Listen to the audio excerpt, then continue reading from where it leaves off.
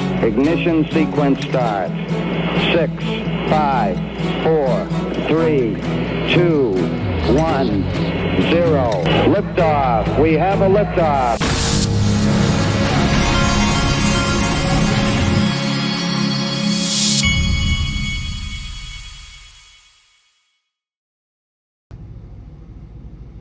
Hey everybody, this is the Digital Asset Investor, and my 12-year-old has messed up my schedule today completely. This video would have been out an hour ago.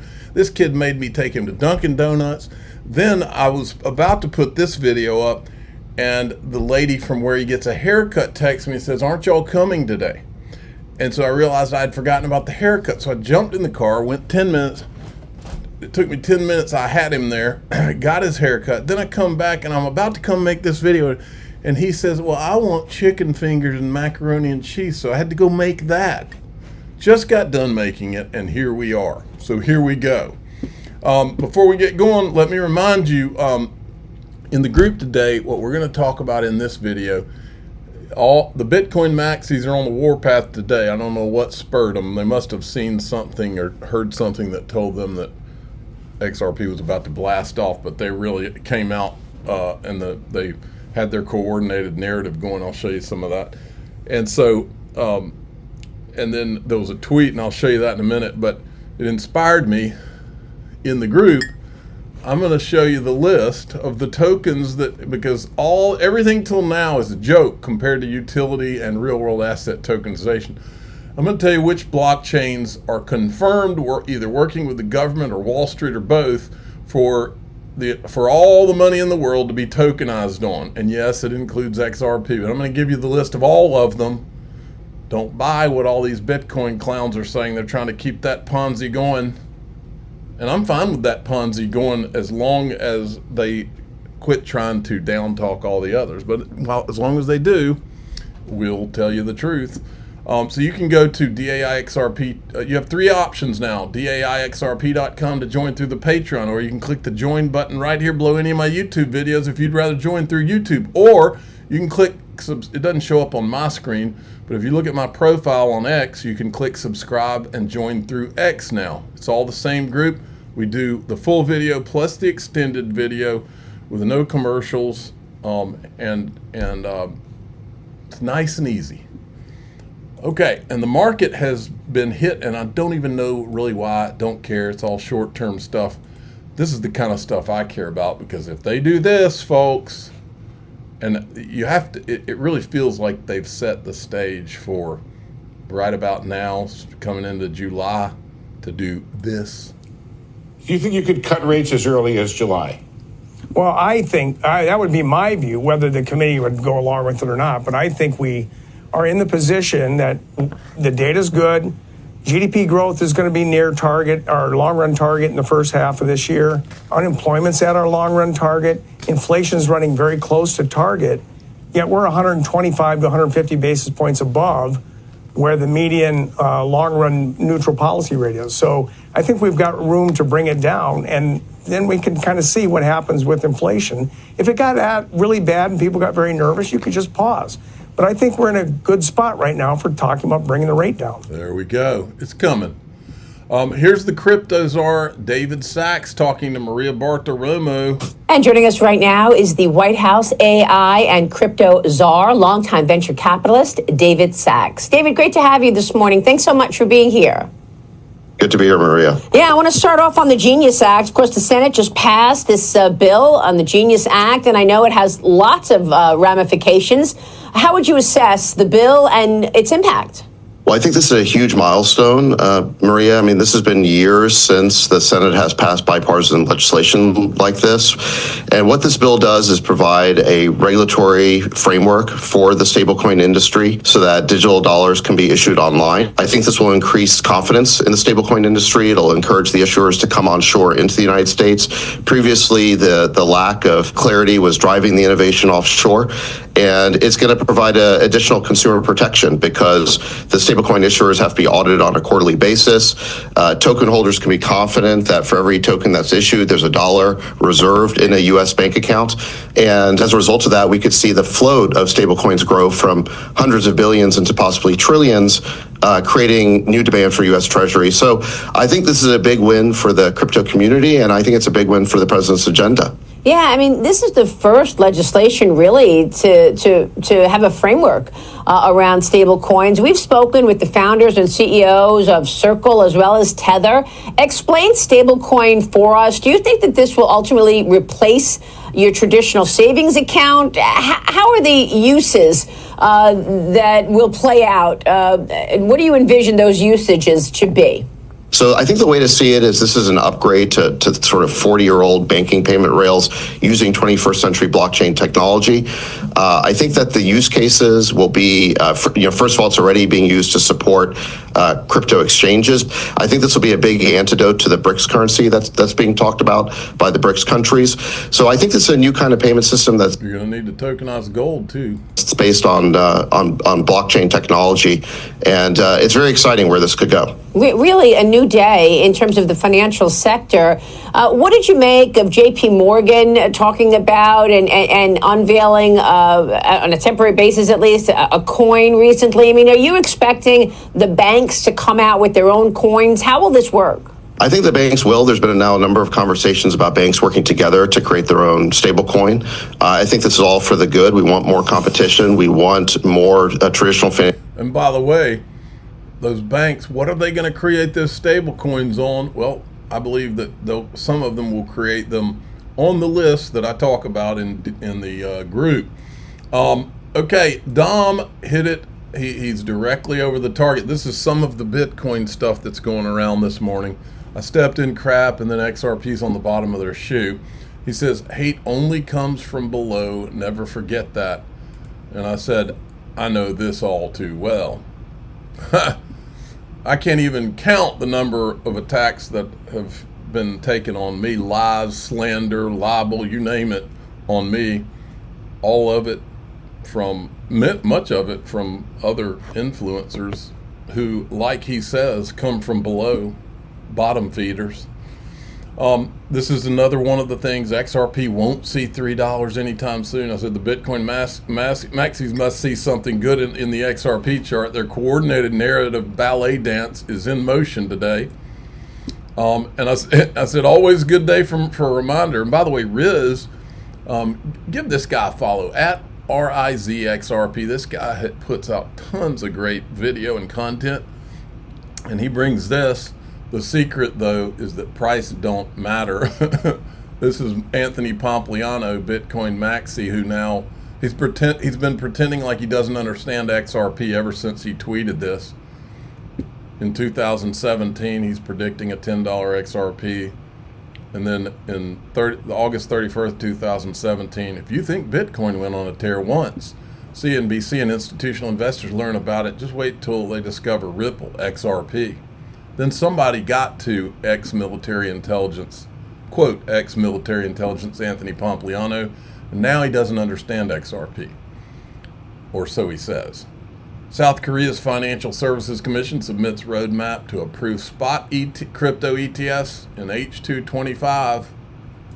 Everybody's getting in. Look at this from Eleanor Terrett Scoop. Kraken relocates headquarters to Wyoming, which is a crypto-friendly state. The move reflects Kraken's confidence in Wyoming's leadership on digital asset policy.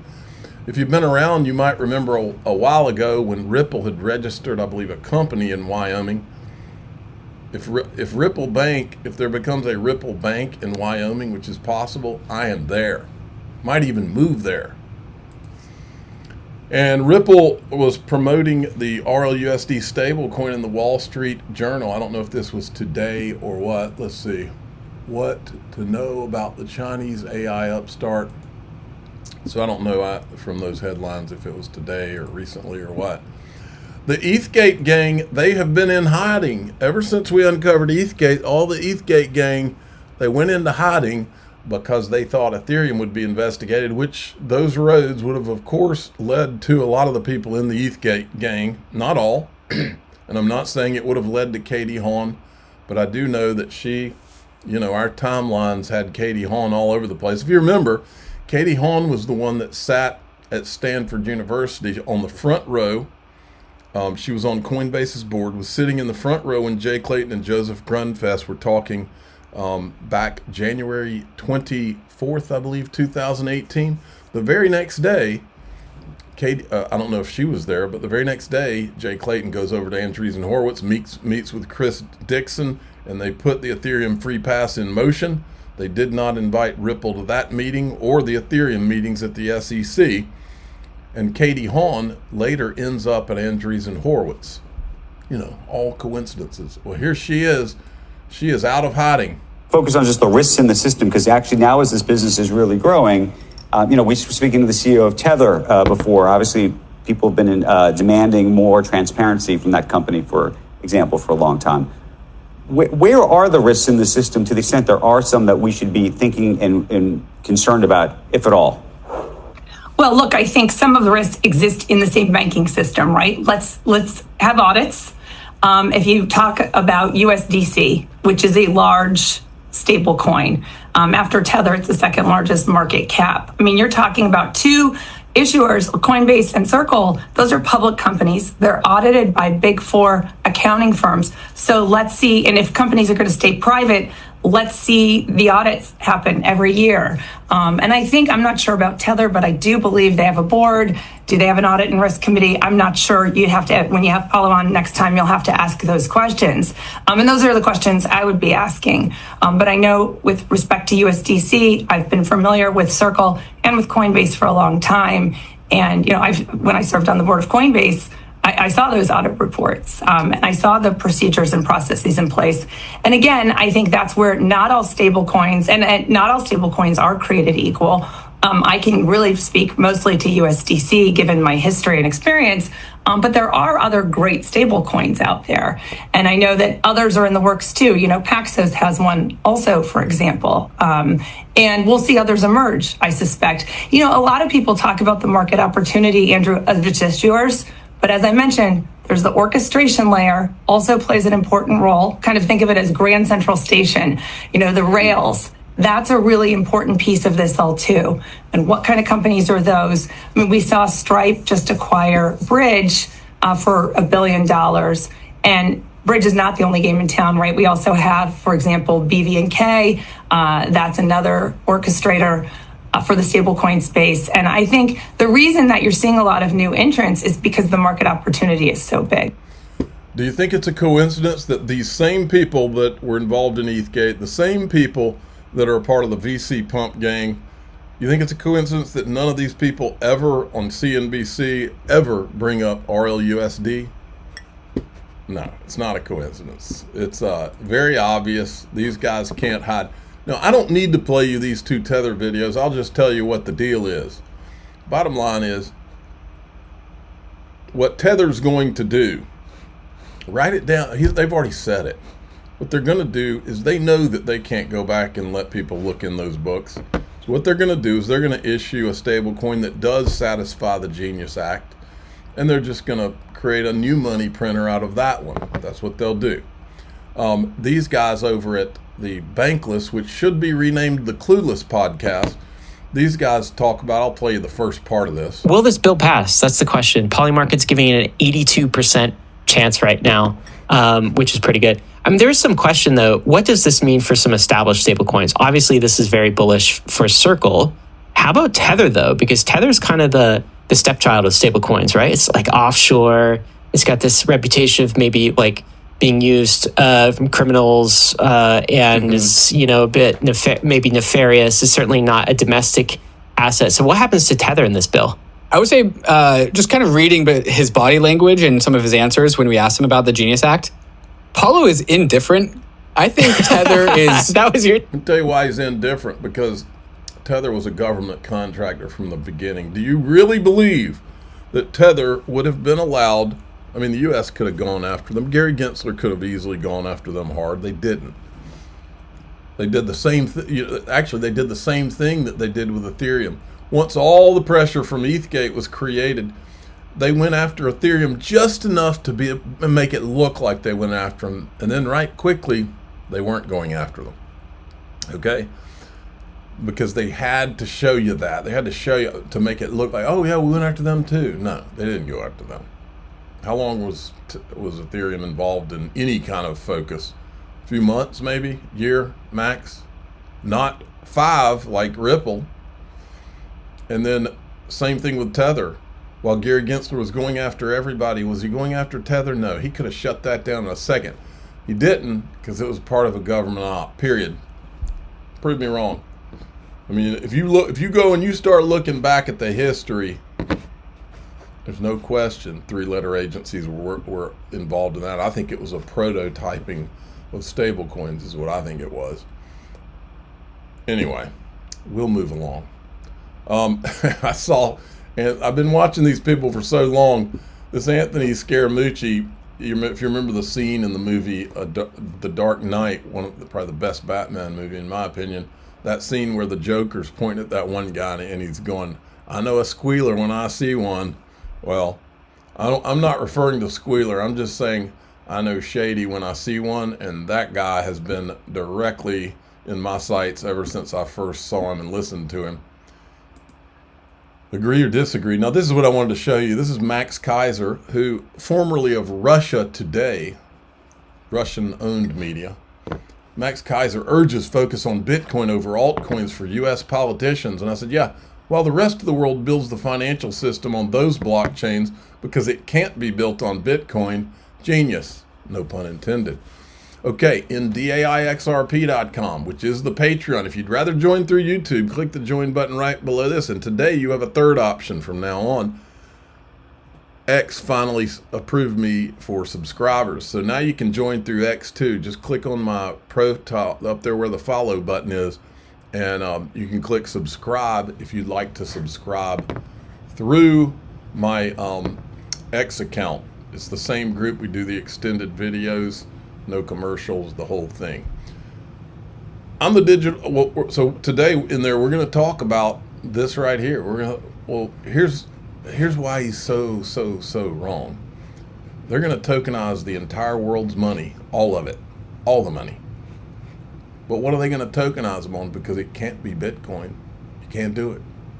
I'm the digital asset investor. I'm not an investment advisor. This is for entertainment purposes only. Please subscribe, hit the like button, tell your friends and family. Here we go.